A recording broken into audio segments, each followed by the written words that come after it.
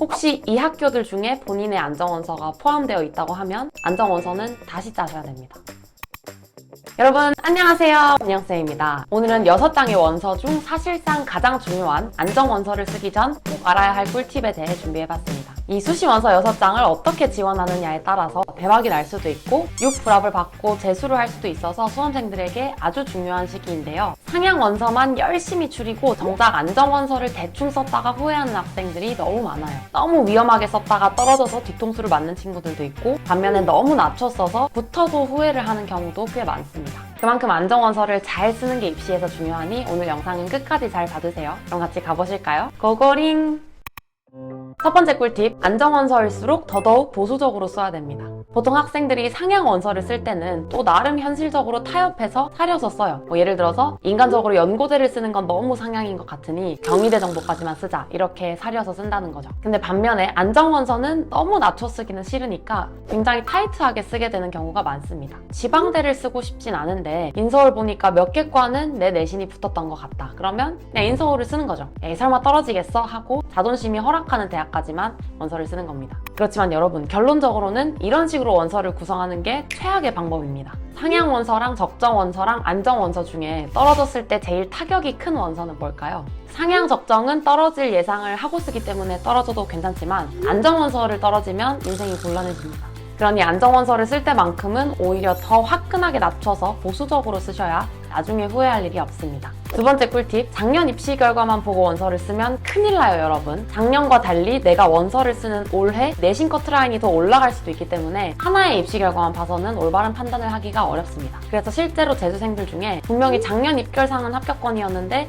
떨어졌어요 라고 얘기하는 학생들이 많아요. 예를 들어서 홍익대 학교장 추천 전형의 입시 결과를 보면 지난 3년 동안 합격자 내신 커트라인이 계속 높아진 걸 확인할 수가 있습니다. 그럼 예를 들어서 23학년도에 고3이었던 학생 중에 내신이 2.0인 학생이 있었다고 치면 작년 입시 결과를 봤을 때 홍대 학추 정도는 안정이라고 생각하고 원서를 썼겠죠. 근데 까봤더니 23학년도에 합격자 내신 커트라인이 1.9대까지 올랐습니다. 심지어 이게 작년인 24학년도에는 1.8대까지 올라왔죠. 그러니 작년 입결만 보고 올해 원서를 쓰는 게 왜 위험하다고 했는지 아시겠죠? 교과 전형을 쓸 땐 입시 결과를 지난 3개년간 정도는 체크를 해보시고 변동사항도 체크를 해보셔야 돼요. 예를 들어서 수능 최저나 지원 자격의 변동 등도 보셔야겠죠?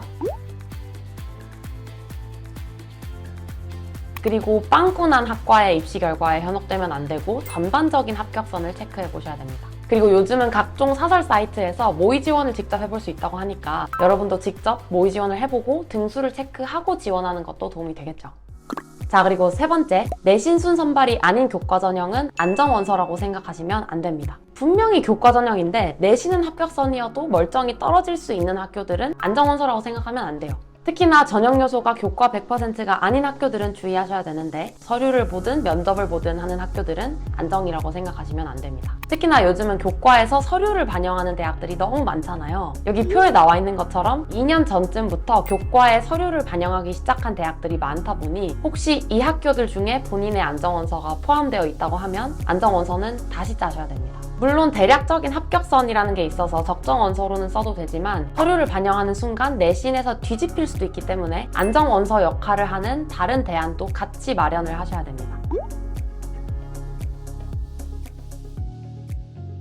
다음으로 네 번째, 수능을 망할 경우도 대비해서 원서를 구성하셔야 됩니다. 여러분들이 안정 원서로 고려하게 되는 교과 전형엔 대부분 수능 최저가 있는데요. 그래서 안정 대학을 고를 때 내가 어느 정도 난이도의 수능 최저를 목표로 할 것인지도 같이 정하셔야 됩니다. 이때 수능을 못 볼 경우 과목별로 몇 등급까지 떨어질지 예상을 해서 그에 맞는 수능 최저도 포함해서 원서를 구성하셔야 됩니다. 예를 들어서 3합 7 정도 최저를 내가 맞춘 적도 있고 못 맞춘 적도 있다고 칩시다. 그럴 경우 3합 7인 교과까지만 안정으로 썼을 때 혹시나 수능에서 미끄러지면 최저 때문에 원서를 다 날려버리는 경우가 생길 수 있어요. 그런 상황이면 최저가 더 쉬운 3합 8이나 아니면 2합 5, 2합 6, 2합 7 같은 학교들도 추가로 지원을 해두셔야 됩니다. 내신 성적이 아무리 남는다고 느껴지더라도 수능 때문에 더 낮은 대학을 포함해서 써야 되는 거죠. 근데 그렇다고 해서 수능을 평소보다 못 볼 거라고만 부정적으로만 예측하기는 조금 그러니까 현실적으로는 좀 다양한 수능 최저로 원서를 구성하시는 게 좋습니다. 예를 들어서 3합 6짜리, 3합 7짜리, 그리고 2합 6짜리를 같이 지원하는 거죠.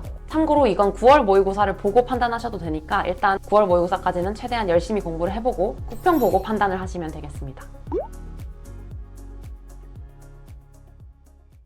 자, 마지막 5번째, 내가 정서적으로 용인할 수 있는 대학의 마지노선을 한번 고민해 보시길 바랍니다. 여러분이 수시 6장 중에 하향 내지는 안정원서로 썼던 그 대학만 붙었을 때 정말 등록을 해서 기쁘게 다닐 것인지를 고민해 보시라는 거죠. 상향해서 적정으로 썼던 대학들을 다 떨어지고 하향으로 지원했던 육지망 대학만 붙었을 경우 학생들이 대학을 잘 다닐까요? 생각보다는 잘 못 다닙니다. 원서 쓰는 시점의 생각으로는 다 떨어지면 좀 그러니까 대충 하나 낮춰서 써두자 라고 생각을 하지만 막상 거기만 붙으면 나에게 안 맞는 학교라고 생각하거나 아니면 각 잡고 반수했을 때 더 좋은 대학을 갈 거라고 생각하고 그 대학을 잘 안 다니게 되는 거죠. 그러니 이 학교가 나에게 정말 의미 있는 학교인지 고민해보는 과정은 꼭 필요한데요. 이 고민을 할 때는 본인의 모의고사 성적으로 본 예상 정시 라인을 같이 비교해보시면 도움이 됩니다. 예를 들어서 내신 3.0인 학생 기준 수시로 안정원서를 쓰려면 보통 인서울이나 경기권 학교까지는 쉽진 않고 직어국을 써야 되는데 그 와중에 또 인기과는 잘 안 돼요. 그래서 결론적으로 직어국에 비인기과를 골라서 쓰게 됩니다.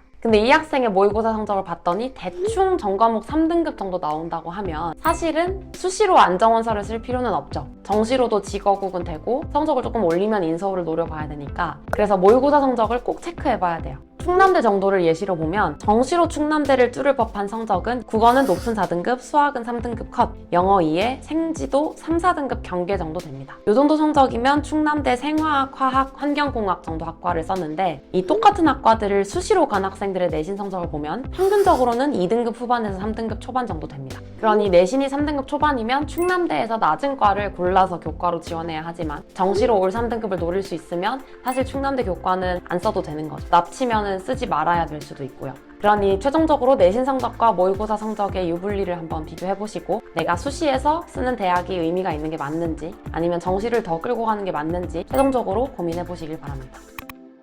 자, 이렇게 해서 오늘은 수시에서 안정원서를 쓰기 전 꼭 알아야 할 꿀팁에 대해 이야기해봤는데요. 여러분, 안정원서는 정말 신중하게 잘 쓰셔야 돼요. 그러면 원서 구성 잘 해보시고 저희는 또 다음 영상에서 만날게요. 안녕!